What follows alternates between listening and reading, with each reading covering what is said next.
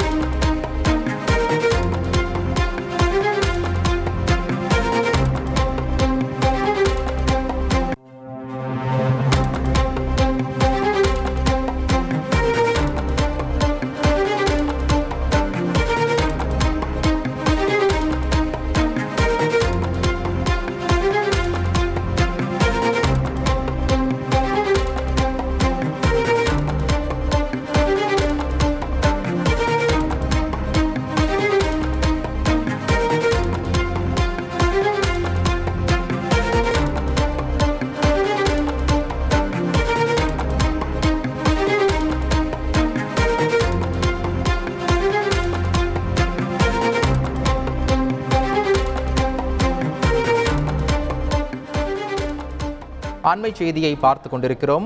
வங்கி சார்பில் அசல் ஆவணங்கள் முழுமையாக சமர்ப்பிக்கப்படும் வரை சட்டவிரோத பணப்பரிமாற்ற வழக்கின் விசாரணையை ஒத்திவைக்க வேண்டும் என சென்னை மாவட்ட முதன்மை அமர்வு நீதிமன்றத்தில் செந்தில் பாலாஜி தரப்பில் மனு தாக்கல் செய்யப்பட்டிருக்கிறது.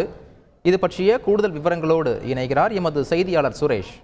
சுரேஷ், வணக்கம். இந்த வழக்கு மற்றும் விசாரணை குறித்த உங்களுடைய கூடுதல் விவரங்கள்.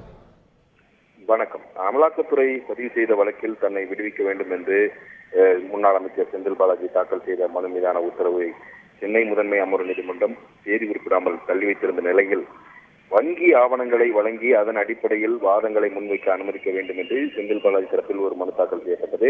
அந்த மனுவின் ஏற்றுக்கொண்ட நீதிமன்றம் கடந்த 22ஆம் தேதி செந்தில் பாலாஜியை நேரில் ஆஜர்படுத்த உத்தரவிட்டு அந்த வங்கி தொடர்பான ஆவணங்கள் அவரிடம் நேரில் வழங்கப்பட்டன. இதையடுத்து இந்த விடுவிக்க கோரிய மனு மீது 2 மீண்டும் வாதங்கள் நடத்தப்பட்டு தீர்ப்பானது இன்றைக்கு அறிவிக்கப்படும் என்று சென்னை அமர்வு நீதிமன்றம் தெரிவித்தது.